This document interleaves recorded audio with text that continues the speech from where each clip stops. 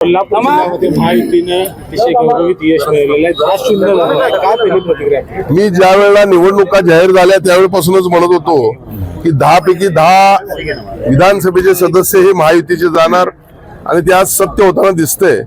कारण गेल्या काही दिवसामध्ये सन्माननीय पंतप्रधान नरेंद्रभाई मोदी असतील, या राज्याचे मुख्यमंत्री एकनाथजी शिंदे साहेब असतील, यांच्या माध्यमातून राज्याचा आणि देशाचा जो विकास सुरू आहे, कल्याणकारी योजनांच्या माध्यमातून समाजातील सर्वच घटकांना न्याय देण्याचं जे त्यांनी काम केलेलं आहे, त्याचा हा परिणाम म्हणावा लागेल. 3 करोड महाराष्ट्रातील लाडक्या बहिणींचा आम्हाला आशीर्वाद मिळालेला आहे. आणि या ठिकाणी प्रामुख्यानं कोल्हापूर जिल्ह्यामध्ये 10 पैकी 10 महायुतीचे उमेदवार येण्याचं कारण म्हणजे छत्रपती शाहू महाराजांचा दम ज्यांनी काढण्याचं या ठिकाणी वक्तव्य केलं, त्यांचा दम मतदारांनी काढला. आणि म्हणून अशा पद्धतीचा हा जिल्हा हा शाहूंना मानणार आहे. त्यांच्या बाबतीमध्ये अशा चुकीच्या पद्धतीने वक्तव्य करणं हे काँग्रेसला महागात पडलेलं आहे. आणि खास करून मी या ठिकाणी आज आपल्या माध्यमातून महाराष्ट्रातील तमाम लाडक्या बहिणींचं मनपूर्वक धन्यवाद व्यक्त करतो. खरं तर कोल्हापूर जिल्ह्यावरती भगवा फडकावा ही बाळासाहेब ठाकरेंची इच्छा होती, ही इच्छा आता पूर्ण झाली खऱ्या अर्थानं मला दिसतं. आज 10 पैकी 5 जागा या शिवसेना आणि त्याचे जे गोटातले मित्र आहेत त्यांनी या ठिकाणी जिंकलेले आहेत. 1 जागा राष्ट्रवादीने जिंकलेली आहे, 2 जागा भारतीय जनता पक्षाने जिंकलेल्या आहेत, 1 जागा जनसुराज्याने जिंकलेली आहे आणि 1 जागा ही अपक्ष भाजपला त्यांनी पाठिंबा दिलेला आहे.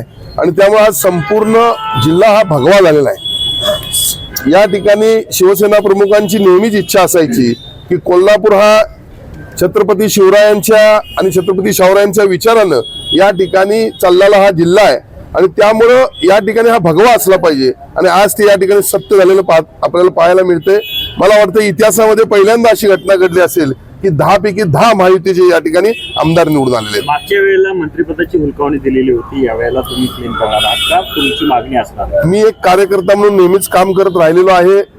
एक लक्षात घ्या, ज्या वेळेला शिवसेना प्रमुखांचे विचार उद्धव ठाकरेंनी मोडले आणि ते काँग्रेस आणि राष्ट्रवादी बरोबर सत्तेत गेले, त्यावेळेला सन्माननीय मुख्यमंत्री एकनाथजी शिंदे यांनी जी भूमिका घेतली, शिवसेना प्रमुखांचे विचार जोपासण्याचं त्यांनी ठरवलं आणि परत एकदा महायुती सत्तेवर आली. कारण गेल्या वेळेचे काही घटना घडल्या होत्या ते पुन्हा परत रिपीट करण्याचा त्यांनी प्रयत्न केला.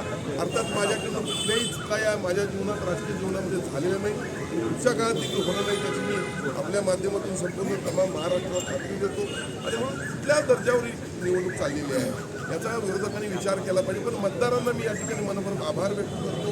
माझ्या मतदारसंघातील सर्वच बेटा असतील, विविध भागातील मतदारांनी मला मोठ्या प्रमाणात या ठिकाणी मतदान केलं आणि खास करून या ठिकाणी कसबा बावड्यातील मतदारांनी मला भरभरून प्रेम दिलं. या ठिकाणी विरोधकांना वाटतं होतं की मला 15,000चं लीड त्या ठिकाणी मिळेल, पण फक्त 4,000चं लीड त्या ठिकाणी मिळालं आणि माझा विजयाचा मार्ग सुकर झाला. मी कसबा बावड्याचा खास करून मोठ्या प्रमाणात विकास करण्याचा माझा प्रयत्न आहे.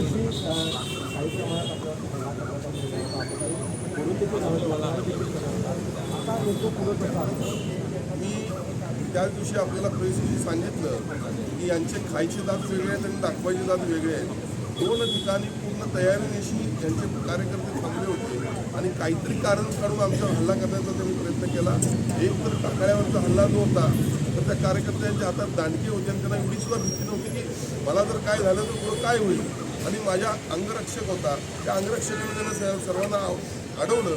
मी देखील कसा बसा त्या ठिकाणी वाचलो. खरं म्हणजे पूर्व इतिहास जर आपण पाहिला तर बंटी पाटलांचा इतिहास अतिशय वाईट आहे. गृहमंत्री असताना, गृहराज्यमंत्री असताना यांच्या क्षेत्रामध्ये 2 मर्डर झालेले, म्हणजे दुसऱ्याची कुटुंब उद्ध्वस्त व्हावी ही त्यांची भूमिका कायम राहिलेली आहे. या भूमिकेतून आम्ही काम करत नाही म्हणून मी त्यावेळी थांबलो, गप्प बसलो. माझे देखील कार्यकर्ते पावळा विभागाकडे यायला निघाले, टाकळ्याकडे यायला निघाले. मी कधी असलं राजकारण केलं नाही, कारण हे असलं राजकारण, दंगा, मारामारी, समाजामध्ये तंटे लावणे हे महाराष्ट्राला पाठिंबा देणार आहे. आणि म्हणून अशा ठिकाणी मतदारांनीच त्यांना या ठिकाणी आज जागा दाखवलेली आहे. पुढच्या काळामध्ये देखील आमचं प्रमुख टार्गेट काय असेल तर कोल्हापूरच्या महानगरपालिकेवर महायुतीचा भगवा पडतो हे प्रमुख